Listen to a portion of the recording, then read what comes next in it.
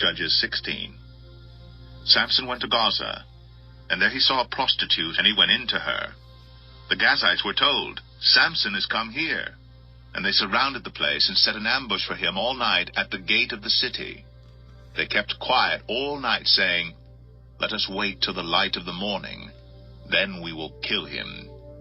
But Samson lay till midnight, and at midnight he arose and took hold of the doors of the gate of the city and the 2 posts, and pulled them up, bar and all, and put them on his shoulders, and carried them to the top of the hill that is in front of Hebron. After this, he loved a woman in the valley of Sorek, whose name was Delilah. And the lords of the Philistines came up to her and said to her, "Seduce him, and see where his great strength lies, and by what means we may overpower him, that we may bind him to humble him. And we will each give you 1,100 pieces of silver." So Delilah said to Samson, "Please tell me where your great strength lies, and how you might be bound, that one could subdue you." Samson said to her, "If they bind me with 7 fresh bowstrings that have not been dried, then I shall become weak, and be like any other man." Then the lords of the Philistines brought up to her 7 fresh bowstrings that had not been dried, and she bound him with them. Now she had men lying in ambush in an inner chamber, and she said to him, "The Philistines are upon you, Samson."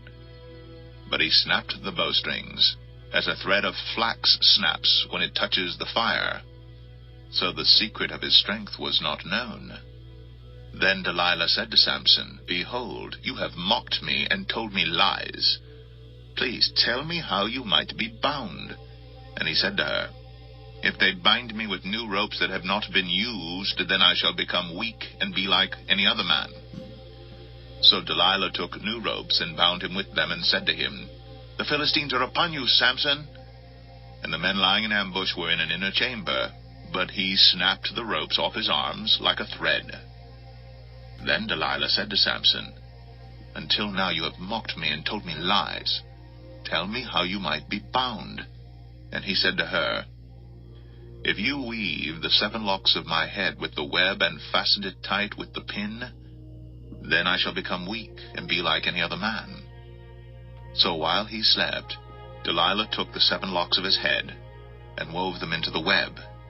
And she made them tight with the pin, and said to him, "The Philistines are upon you, Samson." But he awoke from his sleep and pulled away the pin, the loom, and the web. And she said to him, "How can you say I love you when your heart is not with me? You have mocked me these 3 times, and you have not told me where your great strength lies." And when she pressed him hard with her words day after day and urged him, his soul was vexed to death. And he told her all his heart, and said to her, "A razor has never come upon my head, for I have been a Nazirite to God from my mother's womb. If my head is shaved, then my strength will leave me, and I shall become weak and be like any other man." When Delilah saw that he had told her all his heart, she sent and called the lords of the Philistines, saying, "Come up again, for he has told me all his heart." Then the lords of the Philistines came up to her, and brought the money in their hands. She made him sleep on her knees, and she called a man, and had him shave off 7 locks of his head. Then she began to torment him, and his strength left him. And she said, "The Philistines are upon you, Samson." And he awoke from his sleep, and said, "I will go out as at other times, and shake myself free." But he did not know that the Lord had left him. And the Philistines seized him, and gouged out his eyes, and brought him down to Gaza, and bound him with bronze shackles. And he ground at the mill in the prison. But the hair of his head began to grow again, after it had been shaved. Now the lords of the Philistines gathered to offer a great sacrifice to Dagon, their god, and to rejoice. And they said, "Our God has given Samson, our enemy, into our hand." And when the people saw him, they praised their God, for they said, "Our God has given our enemy into our hand, the ravager of our country, who has killed many of us." And when their hearts were merry, they said, Call Samson, that he may entertain us. So they called Samson out of the prison, and he entertained them. They made him stand between the pillars. And Samson said to the young man who held him by the hand, Let me feel the pillars on which the house rests, that I may lean against them. Now the house was full of men and women. All the lords of the Philistines were there, and on the roof there were about 3,000 men and women, who looked on while Samson entertained. Then Samson called to the Lord and said, O Lord God, please remember me, and please strengthen me only this once, O God, that I may be avenged on the Philistines for my 2 eyes. And Samson grasped the 2 middle pillars on which the house rested, and he leaned his weight against them, his right hand on the one, and his left hand on the other. And Samson said, Let me die with the Philistines. Then he bowed with all his strength, and the house fell upon the lords and upon all the people who were in it. So the dead whom he killed at his death were more than those whom he had killed during his life.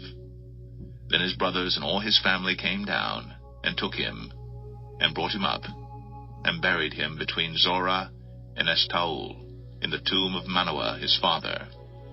He had judged Israel 20 years. Judges 17. There was a man of the hill country of Ephraim whose name was Micah, and he said to his mother, The 1,100 pieces of silver that were taken from you, about which you uttered a curse, and also spoke it in my ears, behold, the silver is with me, I took it. And his mother said, Blessed be my son by the Lord. And he restored the 1,100 pieces of silver to his mother. And his mother said, I dedicate the silver to the Lord from my hand for my son, to make a carved image and a metal image. Now therefore I will restore it to you. So when he restored the money to his mother took 200 pieces of silver and gave it to the silversmith, who made it into a carved image and a metal image. And it was in the house of Micah.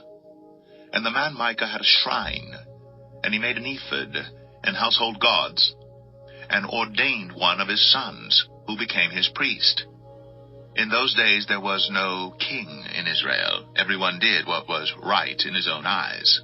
Now there was a young man of Bethlehem in Judah, of the family of Judah, who was a Levite, and he sojourned there. And the man departed from the town of Bethlehem in Judah to sojourn where he could find a place. And as he journeyed, he came to the hill country of Ephraim, to the house of Micah. And Micah said to him, Where do you come from? And he said to him, I am a Levite of Bethlehem in Judah, and I am going to sojourn where I may find a place. And Micah said to him, Stay with me, and be to me a father and a priest, and I will give you 10 pieces of silver a year, and a suit of clothes, and your living. And the Levite went in. And the Levite was content to dwell with the man. And the young man became to him like one of his sons. And Micah ordained the Levite, and the young man became his priest, and was in the house of Micah. Then Micah said, Now I know that the Lord will prosper me, because I have a Levite as priest. Judges 18. In those days there was no king in Israel. And in those days the tribe of the people of Dan was seeking for itself an inheritance to dwell in, for until then no inheritance among the tribes of Israel had fallen to them.